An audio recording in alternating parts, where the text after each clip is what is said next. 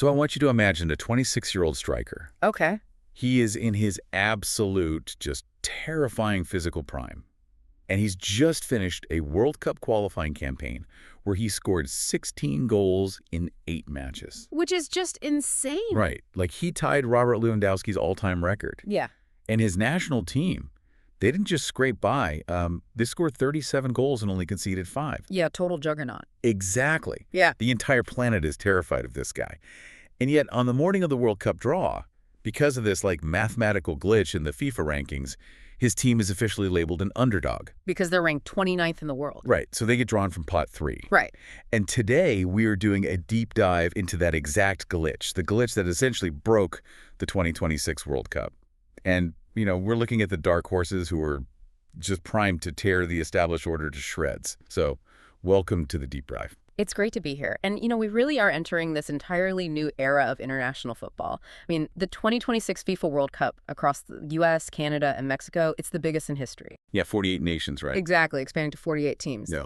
But it's not just the pure volume of teams that makes it so chaotic. It's the actual structural mechanics. We're seeing the introduction of this massive round of 32 knockout stage. Which changes everything. It really does.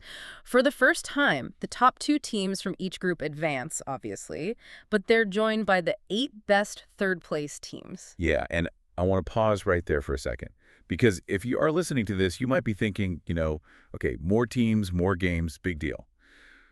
But you should really care deeply about this mathematical shift. Oh, absolutely. Because, look, in the old 32-team format, the group stage was just a bloodbath.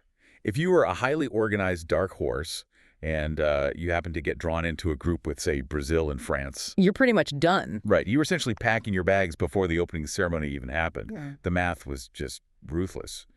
But this new format, it gives well-drilled, maybe slightly slawed teams just a tremendous amount of oxygen. Yeah, a real lifeline. Exactly. If you could just manage a third-place finish, you know, maybe grind out 1 win, keep a couple of tight losses to protect your goal difference, you survive. And once you cross that threshold into a single elimination game, that talent gap just shrinks down to 90 minutes of sheer panic. Which is exactly what brings us to the verified Dark Horses dossier from May 2026 that we're analyzing today. Aye. We are unpacking 5 very specific squads for you. Yeah, and they're fascinating. You really are. We're looking at Norway, Colombia, Turkey, Japan, and Morocco. And these aren't just, you know, random underdog picks we pulled out of a hat. Right. Each of these 5 teams possesses a really unique structural advantage, plus elite world-class talent in very specific areas of the pitch. But more importantly, each of them carries a deeply ingrained vulnerability. The fatal flaw, basically. Exactly. A systemic flaw that is either going to be masked well enough to catapult them to a semifinal, or it's going to completely unravel them under the North American sun. Well, let's jump straight into the anomaly we opened with, right? The most glaring error in this whole seeding system, which is Norway. Yeah, drawn into Group I. Right, alongside France, Senegal, and Iraq. And honestly, the rest of Group I is looking at Norway's inclusion as an absolute nightmare scenario. I mean, to grasp what's happening here, you have to look at the historical timeline. Yeah, it's been a while. Norway has not played a World Cup match since France 1998. That is 28 years in the international wilderness. Which is wild. I mean, Erling Haaland wasn't even born the last time a Norwegian player stepped onto a World Cup pitch. Exactly. But they've completely obliterated that drought with this immaculate 8-for-8 qualifying campaign. 8 wins, 0 drop points. And it wasn't just them, like, bullying minnows either. We mentioned Haaland's 16 goals, which, by the way, is double the output of any other European player in qualifying. Yeah, he was untouchable. But the defining moment of this whole run was their trip to the San Siro to play Italy. They walked into the cathedral of Italian football and just dismantled a 4-time world champion 4-1. It was stunning. And now Italy is grinding through a 3rd consecutive playoff nightmare just to try and sneak into the tournament, solely because Norway broke them. So how does a team that has been irrelevant for nearly 3 decades suddenly put 4 goals past the Azzurri in Milan? That's a great question. Because, I mean, we've seen single superstar teams before.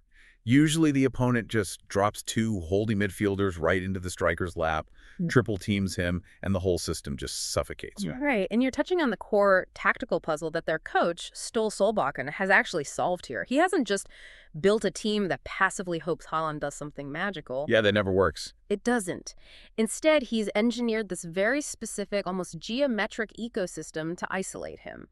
And it really starts with Arsenal's Martin Ødegaard. Oh, he's so crucial. He is. In a traditional setup, when a team presses your midfield, your central creator panics, right? And that forces the striker to drop deep into his own half just to get a touch on the ball. But Ødegaard is entirely press-resistant. Right, he just glides away from people. Exactly. He uses these microscopic shifts in his body weight to shield the ball, and he actually draws 2 or 3 defenders in before just slipping a pass through the pressure. It's beautiful to watch. And because Ødegaard acts as this untouchable metronome, Haaland doesn't have to fetch the ball. He is permitted to just hover right on the shoulder of the opponent's last defender. He just camps out on the offside line, just waiting for the trigger. Exactly. But keeping Haaland high isn't enough if the opponent just decides to pack the center of the pitch. And that is where Solbakken utilizes Antonio Nusa and Oscar Bob. Right, the wingers. Yeah, these two are electric one-on-one wingers. And we really need to talk about the special geometry of the pitch here because Nusa and Bob stay incredibly wide, like literally hugging the touchlines with their boots on the chalk. So they're essentially pulling the defense apart like a rubber band. That's a perfect way to describe it. It stretches the opposing defensive line horizontally, and it creates this impossible catch-22 for the opposing fullbacks. How so? Well, if the defensive line spreads out to mark Nusa and Bob on the edges, the gaps between the center backs widen, right? And that creates massive, gaping corridors in the middle of the pitch for Haaland to exploit. I did. But if the defense decides they're absolutely terrified of Haaland and they pinch inside to crowd the center, then Nusa and Bob are given 20 yards of empty grass and a free run at the penalty box. So you're doomed either way. Pretty much. Italy tried to pinch inside, and Norway's wingers just tore them apart from the flanks, pulling the center backs out of position until Haaland found his window. And all of this is anchored by a really rigid defensive structure that only conceded 5 goals in 8 matches. Man, the tactical catch-22, it makes perfect sense. Like, it looks impenetrable on a whiteboard. But let's step off the whiteboard for a second and talk about the human element. Because I look at Norway, and I see a brilliant, gifted student who has just aced every single practice test in the quiet safety of their own bedroom. Right. They know all the formulas. They have a perfect mock score. But they have never actually sat in the real exam hall. You know, they've never felt the fluorescent lights glaring down on them with the clock loudly ticking down and a proctor pacing the aisles. Yeah, you are describing the virgin territory problem, which is really the singular defining flaw of this Norwegian squad. It has to be. It is. I mean, between the year 2000 and the start of this tournament, the Norwegian men's national team has played in 0 major international tournaments. 0. 0. They have no collective institutional memory of how to navigate the specific pressures of tournament football. And I mean, think about the physical and psychological environment, right? Imagine it's the round of 32. They are playing in a stadium in Houston or Miami. The humidity is sitting at 90%. It's sweltering. Oh, it's brutal. And they are 1-0 down against a battle-hardened, cynical team like France or Argentina. And there are only 15 minutes left on the clock. That's a heavy burden. And the entire country of Norway is watching back home in the middle of the night. You cannot simulate that specific, suffocating pressure in a breezy Tuesday night qualifying match against Iraq. You really can't. The psychological compression of a World Cup knockout stage is just an entirely different sport. It really is. In a qualifying group, the math is somewhat forgiving. If you draw a game, you simply adjust your tactics for the next window a month later. But in a World Cup, a single missed rotation by a center back, just a momentary lapse in concentration, and your 4-year cycle is instantly terminated. Wow. Yeah. And this golden generation, Haaland, Ødegaard, Nusa, they've never felt the weight of an entire nation demanding they survive a 90-minute sudden death scenario. It's a complete unknown. Their psychological resilience is a void. And we really have to examine the off-pitch noise that's compounding that pressure, too. Yeah. Because football doesn't happen in a vacuum. Yeah, very true. In late April 2026, this massive story erupted regarding Haaland. He starred in a global World Cup commercial for Budweiser. Now, I want to be really clear here for you listening. We are absolutely not taking a stance on the politics of this alcohol advertising law. Right, of course. Nor are we debating the ethics of it. That's not what this is about. We are strictly reporting the verified facts of the fallout. Because Norway has incredibly stringent national laws regarding alcohol advertising. Yes, they do. And when this global ad aired, it sparked immense polarizing anger back home. Politicians and fan groups heavily criticized his participation. And as of the compilation of our dossier, Haaland hasn't said a single word publicly about it. And, for an analyst, the political debate itself is irrelevant, but the psychological load is everything. Exactly. You have a 26-year-old superstar who is already carrying the hopes of a nation that has waited almost 3 decades for this exact moment. And now, just weeks before he leads them out, he's the epicenter of a massive domestic controversy. It's a lot for one guy. When he walks through the media mixed zones after a training session, journalists aren't going to ask him how he plans to exploit the French High Line. No, not at all. They're going to shove microphones in his face and demand answers about alcohol legislation and angry politicians. It's the definition of mental clutter. Mm-hmm. And to survive a World Cup, you need absolute monastic tunnel vision. Distractions kill teams way faster than bad tactics do. They really do. But, even with that massive unknown hanging over them, U.S. soccer legend Landon Donovan went on record stating Norway is, quote, way better than a pot 3 team. Oh, without a doubt. The sheer mathematical anomaly of having an elite tactical machine and literally the world's most lethal striker sitting in the underdog pot is just mind-boggling. It is. But let's follow that thread of tournament experience for a second. If Norway is defined by a 26-year void of major tournament pressure, let's look at a team that operates on the complete opposite end of the spectrum. Yeah, who are we looking at? A squad built on immense domestic momentum, carrying the ultimate demographic advantage into this specific North American tournament. We need to examine Colombia in Group K. Oh, Colombia is fascinating. So they are drawn alongside Portugal, DR Congo, and Uzbekistan, and they actually missed the 2022 World Cup entirely, which triggered this massive existential crisis for their federation. Yeah, heads rolled after that. But they have rebounded under their Argentine coach, Nestor Lorenzo, with a run of form that is objectively terrifying. We are talking about a 28-game unbeaten streak. Unbelievable consistency. They did not lose a single football match until the 2024 Copa America final against Argentina.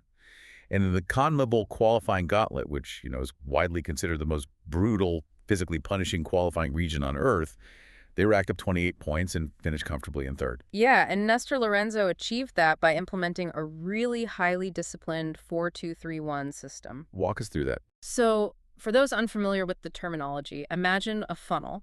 You have your back 4 defenders. Just ahead of them, you place 2 defensive midfielders. And these 2 act as the narrow part of the funnel. Okay, got it. Their entire job is to disrupt the opponent, win the ball, and instantly pass it forward to the 3. That's a line of 3 attacking midfielders who spread out and act as the wide mouth of the funnel, creating the scoring chances. Right. It is an incredibly balanced system. But what transforms Colombia from just a solid team into a terrifying dark horse is the explosive evolution of their left winger, Luis Díaz. Oh, man, the numbers Luis Díaz is putting up right now are almost incomprehensible. Yeah. Like, since he transferred from Liverpool to Bayern Munich in the summer of 2025, he hasn't just improved, he has entered an entirely different stratosphere. He's unplayable right now. During the 2025-26 club season, he recorded 26 goals and 21 assists across all competitions. I mean, he's playing alongside Harry Kane and Michael Elise, and that trio collectively scored 100 goals. And that devastating club form has translated directly to the international stage too. Díaz led all CONMEBOL qualifying scorers with 7 goals. Wow. Yeah, the only human being on the South American continent who scored more goals in qualifying was Lionel Messi. That is some elite company. Seriously. Díaz is currently operating at the absolute peak of his biomechanical and technical powers. When he receives the ball wide on the left, he doesn't just rely on raw speed. What's his secret? He uses this micro-hesitation. He basically freezes the defender's hips for a fraction of a second, and the exact moment the defender shifts their weight to the wrong foot, Díaz just explodes into the space behind them. He is widely considered one of the 3 most dangerous wide players in global football right now. So you have this unstoppable, modern attacking weapon. Yeah. But here is the central agonizing dilemma for Colombia. While Díaz is at his absolute apex, we have to look at the man wearing the captain's armband, which is James Rodríguez. Yeah, this is where it gets complicated. Right, because James is 34 years old. He is playing his club football in MLS for Minnesota United. And the verified medical reports from late March 2026 are incredibly concerning. Very concerning. After captaining Colombia in a pair of friendlies against Croatia and France, James had to be hospitalized with severe dehydration. The Federation released a statement calling it a non-sports-related condition, but he required a hospital bed and didn't return to training with Minnesota until April. Right. Yet he is still the captain, he's still the number 10, and he's still the central hub of Lorenzo's attacking system. And this is exactly the tactical friction that's threatening to tear their whole campaign apart. Nestor Lorenzo is fiercely loyal to James. But let's look at the mechanics of the number 10 role in modern football. Okay. You are required to press, to track back, to constantly scan and move into pockets of space for a full 90 minutes. James's footballing intelligence, his spatial awareness, his left foot, those things are permanent. Right, you never lose the vision. Exactly. But his aerobic capacity and his ability to endure the sheer physical combat of elite midfields are severely fading. I really have to challenge Lorenzo's loyalty here, though. I mean, if you have Luis Díaz generating 26 goals and 21 assists in Germany, he is undeniably the talisman of this generation. Oh, for sure. Relying on a 34-year-old James, it feels like trying to run modern, hyper-complex 4K gaming software through a computer processor from 2014. That's a great analogy. You know, like the code itself, James's vision and passing, is still brilliant and flawless. But the physical hardware literally overheats and crashes under the processing load of the modern game. Shouldn't Lorenzo just rip up the system and rebuild everything exclusively around Díaz's speed? It's a super compelling argument, but you are ignoring the spatial geometry of international tournament football. Else? When Colombia faces a team like DR Congo or Uzbekistan in the group stage, those teams are not going to play openly against them. They're going to drop 11 men behind the ball into what we call a low block. Right, just parking the bus. Exactly. They'll pack the penalty area so tightly that there's absolutely no space to run. And in that specific scenario, Díaz's explosive speed is entirely useless because there is no empty grass behind the defense to sprint into. I see. You don't need a sprinter in that situation. You need a locksmith. You need the 2014 processor because the code is the only thing that can pick the lock. James can spot a 3-inch passing lane and deliver the ball with pinpoint accuracy. That's why Lorenzo refuses to drop him. It is a tactical necessity against defensive teams. Okay, that makes perfect sense for breaking down a stubborn defense. But what happens when they play an elite team that actually attacks them? That's the problem. Because that vulnerability was brutally exposed just 2 months ago. That legendary 28-game unbeaten run, it's gone. In March 2026, Colombia lost back-to-back friendlies, 2-1 to Croatia and 3-1 to France. Yeah, a reality check. And the betting markets instantly reacted, dropping their odds to win the tournament from 331 to 401. If James is on the pitch against France and he doesn't have the legs to press, Colombia is essentially defending with 10 men. He becomes a massive liability out of possession. And that means the big question for June is whether Lorenzo has the managerial courage to actually utilize load management. Will he do it? Well, can he use James as a 60-minute player, or maybe a targeted impact substitute, without completely destroying the locker room hierarchy? He has to somehow manage the fading architect while empowering the new apex predator in Díaz. But, you know, even if the tactics get messy, Colombia has an external advantage that really defies all tactical analysis. Oh, you mean the demographic advantage? Yes, they have the ultimate demographic tailwind, the massive Colombian diaspora in the host nations. When Colombia steps onto the pitch for their Group K matches in the United States or Mexico, the atmosphere is going to be deafening. It's going to be wild. We have a verified data point for this exact phenomenon, too. In October 2025, Colombia played a friendly against Mexico. They didn't just win, they annihilated Mexico 4-0. Yeah, it was a rout. And the game was played at AT&T Stadium in Arlington, Texas, which is one of the prime host venues for this World Cup. The stadium was just a sea of yellow Colombian jerseys. They took a host nation, walked into their stadium, and turned it into Bogota. It was incredible to watch. Colombia are not tourists at this tournament. They are playing home games. Which is exactly why their matchup against Portugal is going to be so cinematic. I mean, you have James operating in the same midfield zones as Bruno Fernandes. Oh, man. And you have Luis Díaz going toe-to-toe with a Portuguese attack led by Cristiano Ronaldo, all amidst this incredibly hostile pro-Colombia crowd. It's going to be amazing. Now, if we are discussing a team carefully managing the declining hardware of an aging architect, we have to look at the exact opposite physiological extreme next. Let's shift our focus to a team that is entirely dependent on the unproven, fragile bodies of extreme youth. Let's talk about Turkey, sitting in Group D with the USA, Paraguay, and Australia. Turkey provides a fascinating psychological study in national expectations. I mean, they have just ended a grueling 24-year World Cup absence. 24 years. Think about the cultural gap that represents. Their last appearance was the mythical run at the 2002 World Cup in Korea and Japan, where they shocked the globe and finished third. Right. Since then, it's been nothing but heartbreak. But they finally broke the curse on March 31st, 2026, navigating this fiercely tense playoff against Kosovo.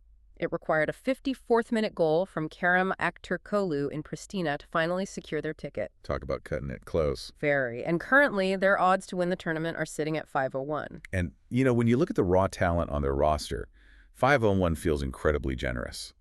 Their Italian manager, Vincenzo Montella, has engineered a system that feels completely tailor-made for the cynical nature of tournament football. Yeah, Montella is a strict pragmatist. He really understands that expansive, possession-based football rarely wins international tournaments. So he's drilled Turkey into a highly resilient mid-block defense. Okay, break that down for us. Basically, they don't press high up the pitch, and they don't park the bus in their own penalty box either. They set up camp right in the middle of the field, creating this dense thicket of bodies designed to just absorb pressure. Got it. But the system only really works because of what happens the exact millisecond they steal the ball. It triggers a blindingly fast transition, fueled by two of the most frightening young attackers in Europe. Oh, the Wonder Kids. Yeah. The statistical output of these two players is staggering. Yeah. You have 21-year-old Arda Güler at Real Madrid. Yeah, what a talent. Right. Before he went down with an injury late in the season, he logged 4 goals and 9 assists, playing for the most demanding club on the planet. And then on the opposite side, you have 20-year-old Yıldız at Juventus, who racked up 10 goals and 6 assists in 34 appearances. Incredible numbers. These aren't just raw prospects dominating a secondary league. These are elite, decisive contributors in La Liga and Serie A. They really are the twin engines of Montella's counterattack. The moment that defensive block wins possession, the ball is just launched into the channels for Güler and Yıldız. And their biomechanics are perfect for this system. How so? Well, they have the top-end speed to outrun recovering defenders. But more crucially, they have the technical elite ball control to dribble at a full sprint without breaking their stride. Which is so rare. It is. Güler, in particular, already has 6 goals and 28 international caps. He is universally viewed by the Turkish public as the messiah sent to resurrect their golden generation. But see, this brings up a massive psychological red flag for me. Yeah. We have a footballing culture in Turkey that is entirely anchored to a third-place finish from a quarter century ago. Yeah, the ghosts of 2002. Exactly. Names like Hakan Şükür, Emre Belözoğlu, Nihat Kaveci, they are spoken of like mythological titans. And Arda Güler and Kenan Yıldız were literally infants, 0 and 2 years old, the last time Turkey played a World Cup match. Wow. Put like that, it's wild. They have never sat in front of a television and watched their country play on this stage. So can 2 kids, barely out of their teens, shoulder the crushing, desperate weight of an entire nation's 24-year sporting trauma. Especially when they have to open Group D against the United States, facing just a deafening wall of home crowd momentum. The psychological burden is definitely immense, but tactically that's not even their biggest threat. What's the bigger threat? The vulnerability that could shatter Turkey's campaign before a ball is even kicked is purely physiological. The immense physical toll of elite club football has just broken them down. Oh, the injuries. Exactly. We noted Güler suffered a hamstring injury that prematurely ended his season at Real Madrid, and hamstring injuries are notoriously tricky for explosive, fast-twitch players. Oh yeah, they linger. If the muscle fibers aren't completely healed, a single full-speed sprint can cause a rupture. And the injury crisis isn't just limited to the kids either. Their captain, the experienced midfield metronome Hakan Çalhanoğlu at Inter Milan, he's nursing a muscle strain that also ended his club campaign early. Right. So that is your primary creator and your veteran leader, both sitting in rehab facilities literally weeks before the tournament. It's bad. Based on the verified medical timelines from our May dossier, both Güler and Çalhanoğlu are projected to recover in time for the opening matches in June. Okay, well, that's good news. But there is a massive chasm between being medically available and being match-sharp Throwing half-fit, recovering players into a grueling summer tournament in North America is a colossal risk. Especially with the travel. Exactly. We're talking about massive travel distances between host cities, shifting time zones, and just oppressive summer heat. If a half-healed hamstring gives out in the 60th minute of their second group game, Montella's entire counterattacking structure collapses. Right, because without that blinding speed on the wings, their defensive mid-block just becomes a punching bag. Precisely. It really is the ultimate high-stakes gamble.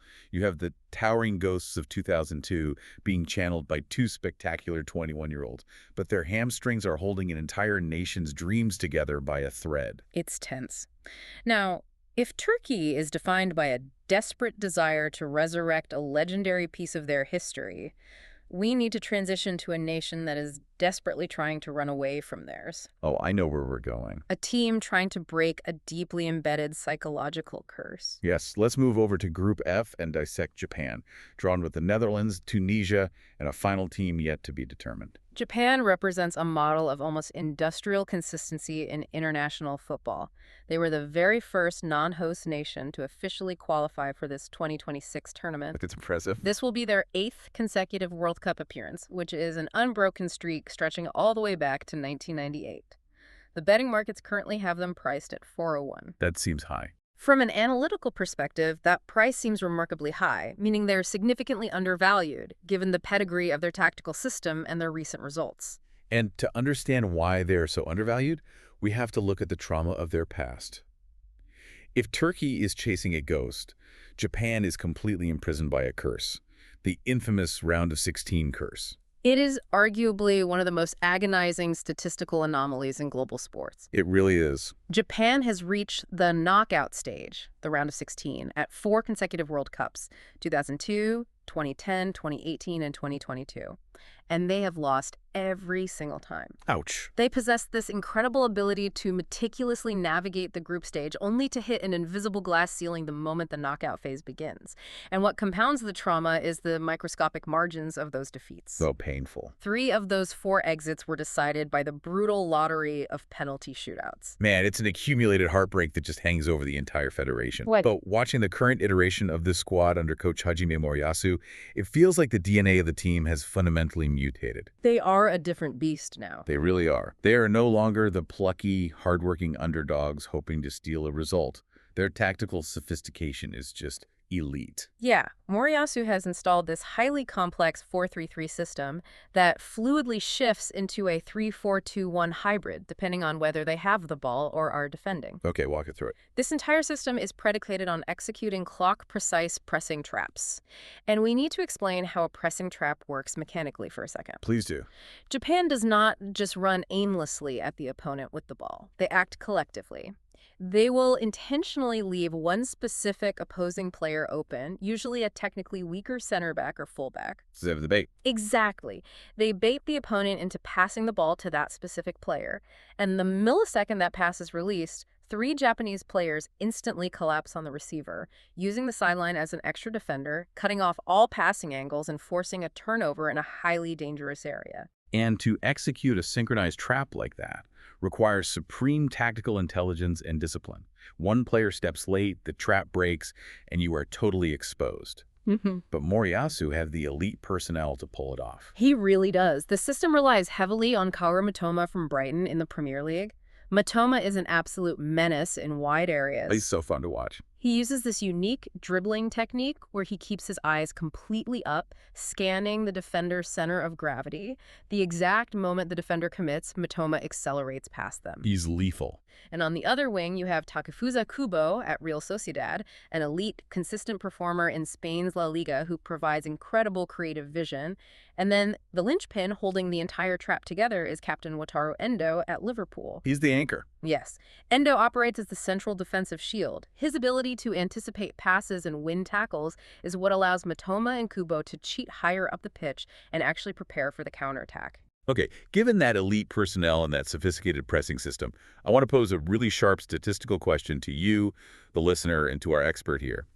Let's examine Japan's verified resume since the World Cup in Qatar. It's quite a resume. They have beaten Germany, not once, but twice. They have beaten Spain, they have beaten Brazil, and the crown jewel of this entire run happened on March 31st, 2026, just weeks before squad selections. Japan marched into London and beat England 1-0 at Wembley Stadium. A monumental result. Prior to that night, the English national team had never lost a match to an Asian side in their entire history. Never lost to an Asian side. So let's run a thought experiment. Imagine you took that exact sequence of results, right? Defeating Germany twice, Spain, Brazil, and beating England at Wembley, and you slapped a European flag on that team. Oh, I see where you're going. Let's say it was Switzerland or Denmark producing those results. Their betting odds would immediately plummet to 151. Global media would be aggressively touting them as genuine contenders to lift the trophy. But Japan remains stranded at 401. Are the betting markets and the global football consciousness at large suffering from a massive, entrenched geographical bias? The analytical answer is yes. There is a deeply rooted Eurocentric and South American-centric bias in how footballing pedigree is weighed. The market fundamentally doubts the sustained quality of Asian teams. It's crazy. However, beneath that bias, there is a legitimate systemic vulnerability that keeps Japan's odds higher. Their historical flaw, which still surfaces against top-tier opposition, is their physiological response to sustained, bruising physicality in the center of the pitch. The physical attrition. Exactly. When an elite team like Croatia or France manages to bypass Japan's pressing traps, they turn the game into a physical wrestling match in the midfield.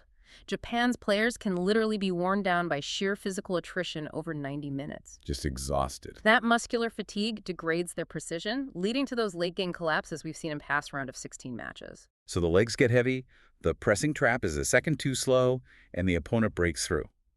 But here's the fascinating twist with all of this. This new 2026 tournament format might uniquely cure Japan's historical disease. Yeah, Moriyasu has been very vocal about this, explicitly stating he wants his squad viewed as dark horses, not underdogs. Right. Because the new rules allow 8 third-place teams to advance, Japan has a much wider, far more forgiving path through the knockout bracket.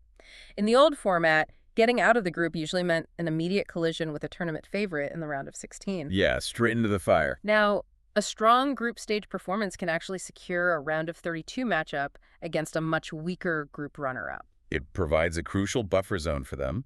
They can face a less physically dominant team in the round of 32, secure a psychological victory to finally shatter the curse, and build massive momentum before they ever have to face the heavyweights in the later rounds. That's the plan. It genuinely feels like the architectural changes of the tournament were designed specifically for Japan to break their glass ceiling. They really have built a methodical, stable machine over a 4-year cycle to achieve exactly that. Which brings us to our final team. Our last dark horse. If Japan represents the meticulous, patient construction of a tactical identity, Morocco represents throwing stability out of a moving car and embracing absolute, unadulterated chaos right before the tournament begins. Oh man, we are heading to Group C. Morocco is drawn alongside Brazil, Scotland, and Haiti. So Morocco captured the imagination of the entire planet at the 2022 World Cup. They defied all odds to become the first African nation in history to reach the semifinals. What a run that was. It was magical. They were built on a foundation of joy, intense defensive unity, and their hero coach, Walid Regragui. But the road to 2026 has been defined by extreme upheaval. To put it mildly. On March 5, 2026, which is less than 100 days before the opening match of the World Cup, Walid Regragui abruptly resigned. Less than 100 days. In the realm of international football, where you only get a few weeks a year with your players anyway, 100 days is a microscopic window to prepare for a World Cup. It's almost zero time. The resignation was the fallout of a deeply traumatic Africa Cup of Nations, or AFCON, final defeat, which we'll unpack shortly. But faced with a crisis, the Moroccan Federation appointed 49-year-old Mohamed Wabi. Okay. And here is the staggering detail about him.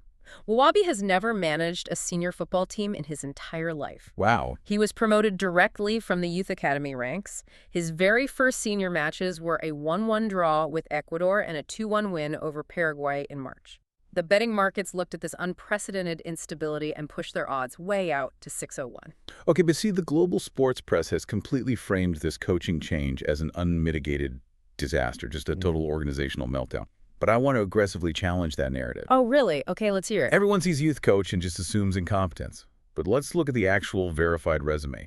What was Wabi doing in the youth ranks? Well, he was winning. He was busy winning the 2025 U20 World Cup. And he didn't just win it, his squad thoroughly outplayed Argentina 2-0 in the final. That is true. Furthermore, let's look at who he brought with him to the senior team.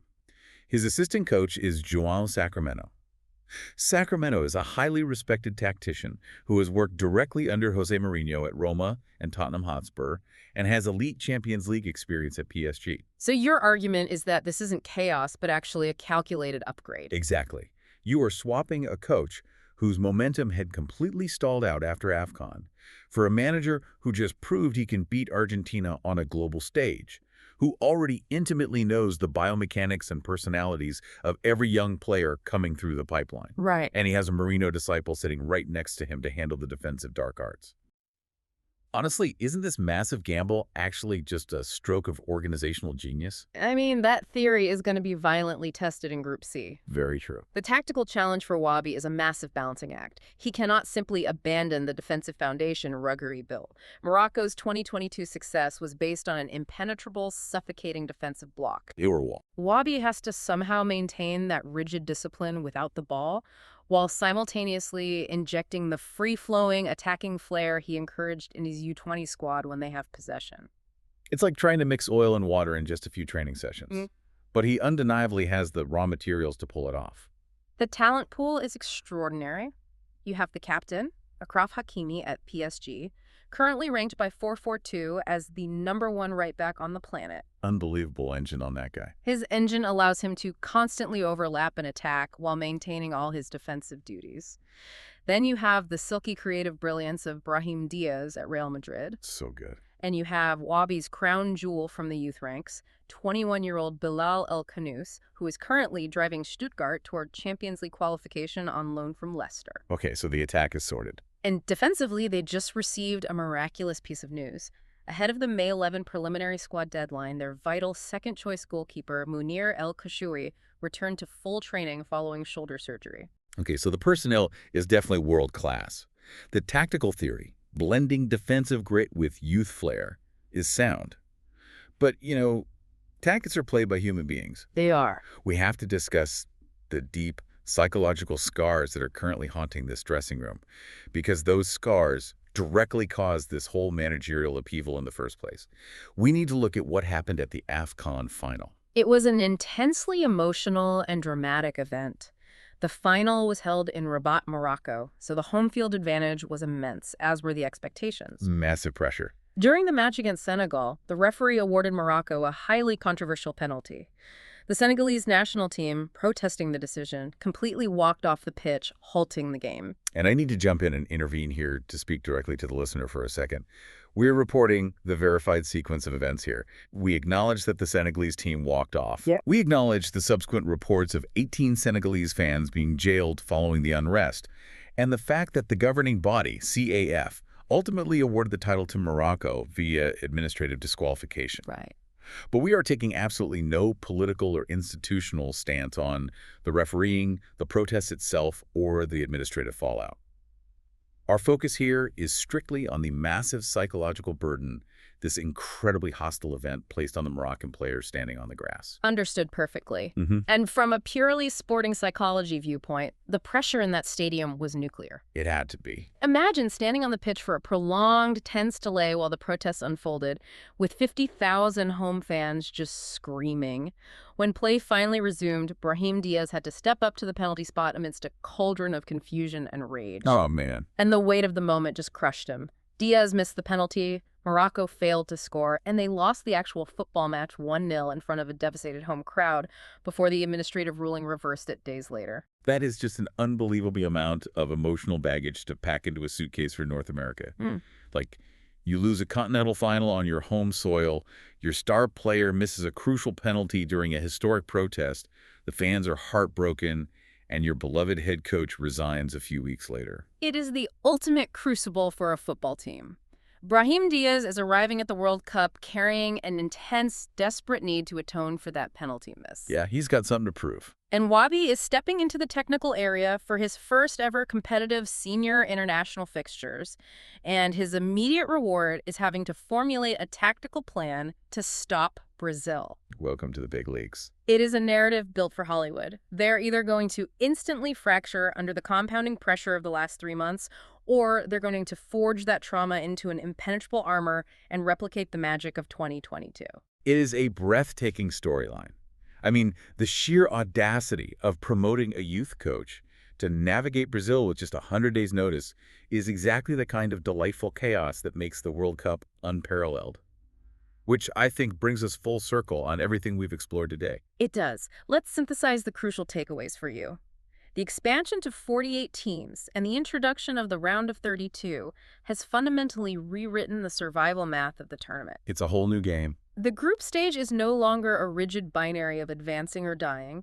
It is a nuanced landscape where brilliantly flawed teams are actually given the oxygen to survive. Yeah, we started by examining Norway's terrifying offensive machinery. You know, Haaland and Ødegaard orchestrating that tactical catch-22, crushing Italy 4-1, yet walking into the absolute void of tournament inexperience after 26 years. All while managing the psychological distraction of intense domestic political backlash over advertising. Then we mapped out Colombia's 4-2-3-1 funnel, the devastating, explosive peak of Luis Díaz attempting to mask the fading physical hardware of their 34-year-old architect, James Rodríguez, all buoyed by the massive demographic advantage of playing in front of huge diasporas across North America.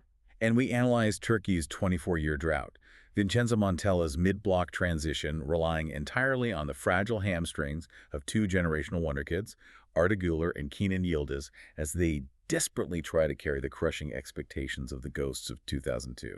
We dissected Japan's quest to shatter the agonizing round of 16 penalty curse, a sophisticated pressing trap that has dismantled Germany, Spain, and England away, fighting against a global betting bias while trying to avoid the physical attrition of elite midfields. And finally, the absolute wild card of Morocco. A brand new, untested senior coach appointed 100 days before the tournament, trying to blend Mourinho-esque dark arts with youth-level flair, all while dragging the heavy psychological trauma of a deeply controversial AFCON final defeat. 5 distinct architectural builds, 5 unique, fatal vulnerabilities. And as we close this dossier, I really want to leave you with one final, just totally provocative puzzle to chew on. Ooh, what's that? We've talked extensively about the math of 8 third-place teams advancing. This entirely destroys the traditional logic of the group stage. It does. It is no longer a desperate sprint to secure a top 2 finish. It introduces a bizarre, highly cynical new strategy: load management. The tactical calculus shifts from win at all costs to survive efficiently. Exactly. I mean, think about the vulnerabilities we just listed. Are we going to see these dark horses intentionally manipulate the system?